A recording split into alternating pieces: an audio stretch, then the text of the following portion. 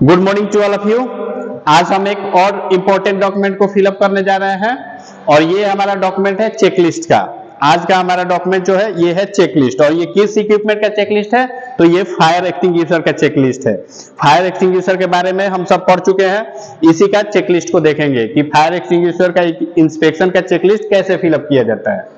ये चेकलिस्ट पूरा आपके सामने है बोर्ड पे, इसको ध्यान से देखना है और फिलअप करना है हमें। आइए एक एक करके देखते हैं। सबसे पहले है चेकलिस्ट में कॉन्ट्रैक्टर नेम। कॉन्ट्रैक्टर नेम, तो कॉन्ट्रैक्टर नेम जो रहेगा आपके साइड पे उसके अकॉर्डिंग आप कॉन्ट्रैक्टर का नेम यहाँ पे डालोगे। अभी हमारे पास कुछ नहीं है तो हम लिख सकते हैं एबीसी। अभी मैं लिख दे रहा हूं यहाँ पे ABC construction company. Construction company, ठीक है।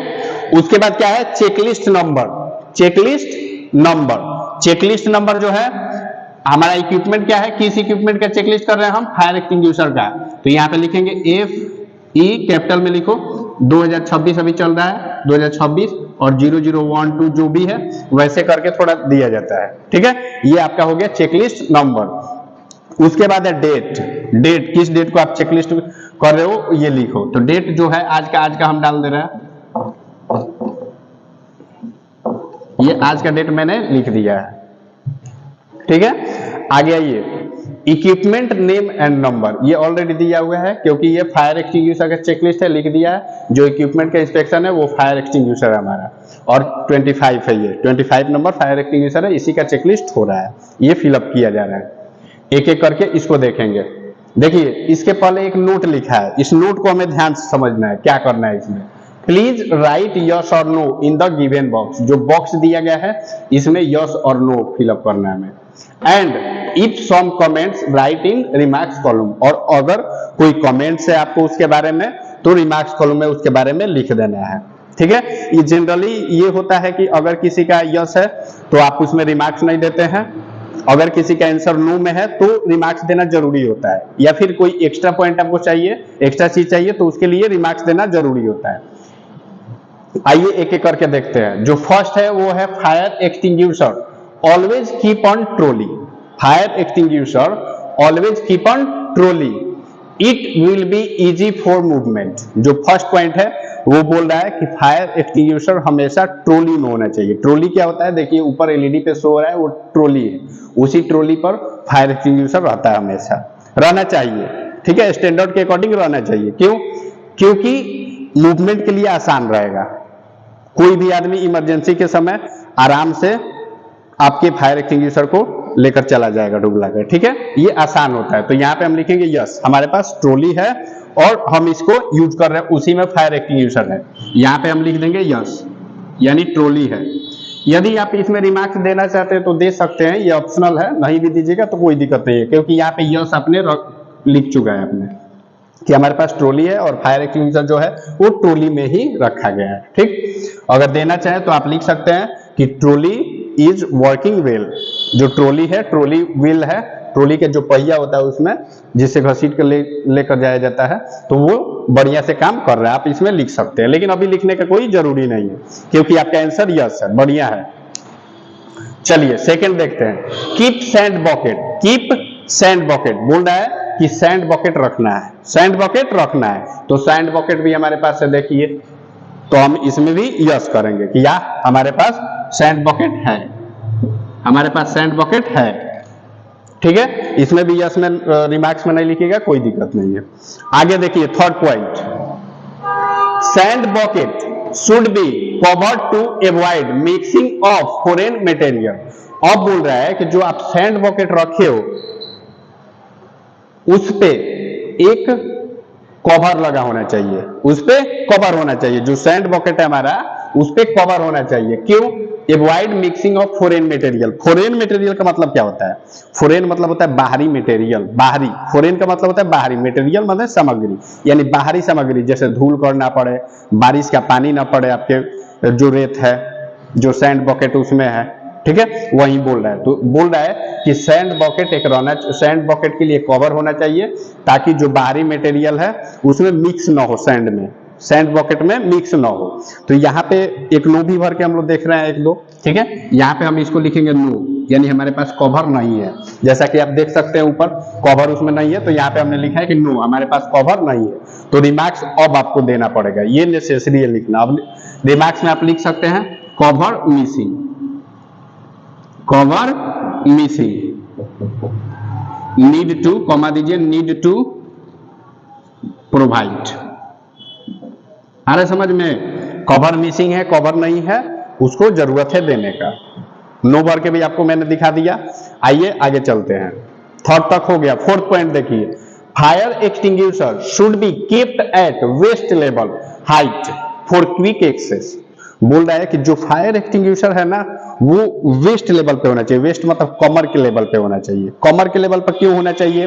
क्योंकि आसानी से कोई उसको निकाल के लेके चला जाएगा इमरजेंसी के समय।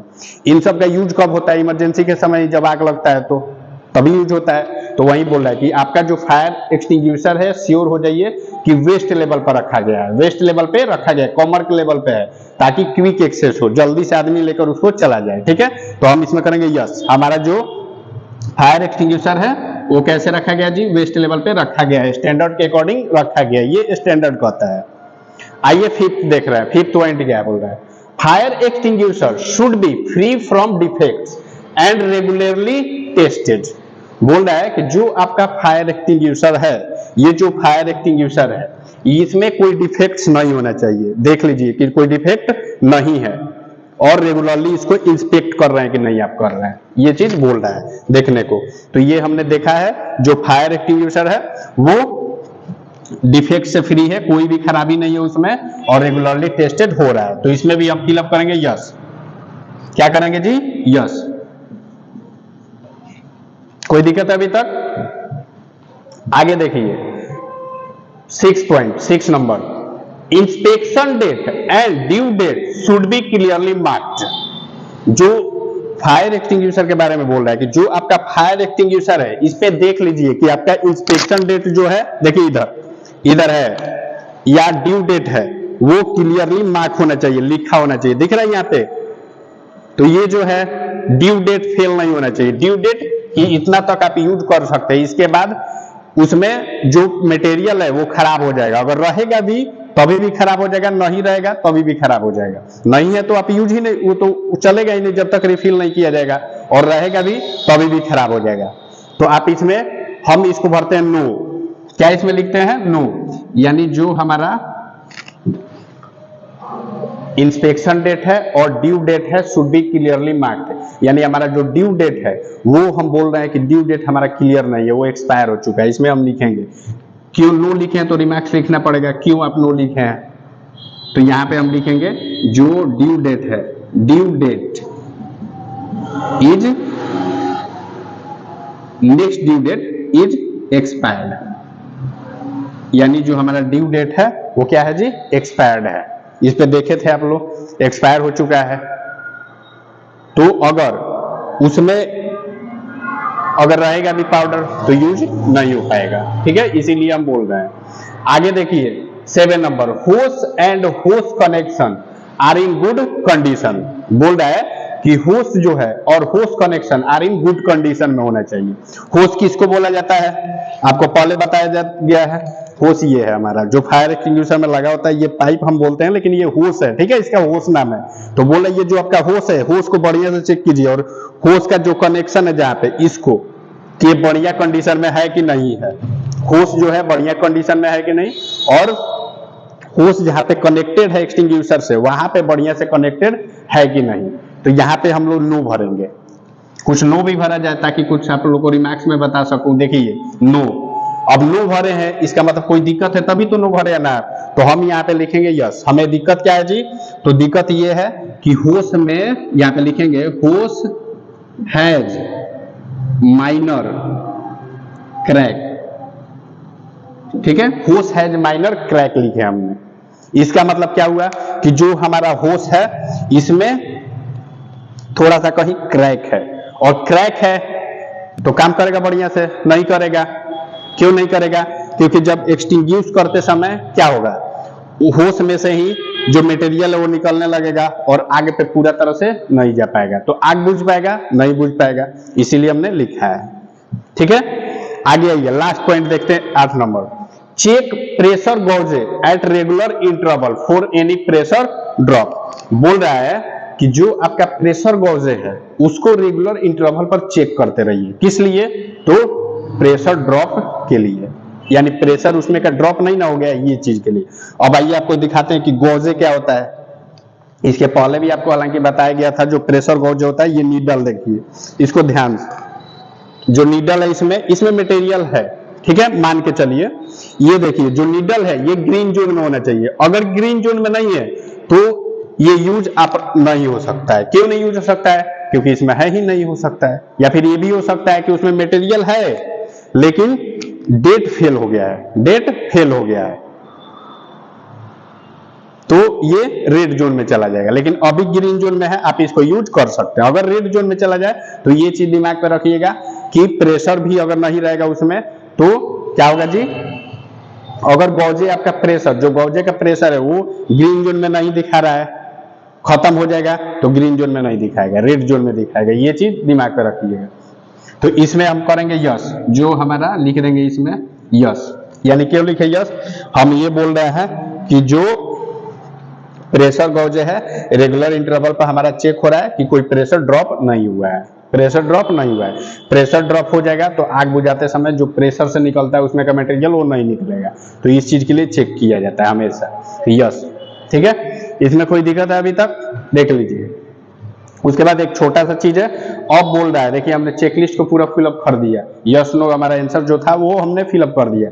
अब पॉइंट दे रहा है फिट है आपका एक्सटिंग्विशर, जो चेक किया है जिस एक्सटिंग्विशर को, पार्शियली फिट है या फिर अनफिट है। तो आपको देखने से क्या लग रहा है, ये क्या है, ये एक्सटिंग्विशर अभी क्या है, कैसा है, फिट है कि अनफिट है या पार्शियली फिट है? ये जो एक्सटिंग्विशर है, जिस एक्सटिंग्विशर का हमने चेकलिस्ट फिलअप किया है उसमें हमने दिया है कि ड्यू डेट भी इसका एक्सपायर्ड हो चुका है, और होस है, वो होस जिसमें से मटेरियल निकलता है आग बुझाने के लिए उसमें भी माइनर क्रैक है।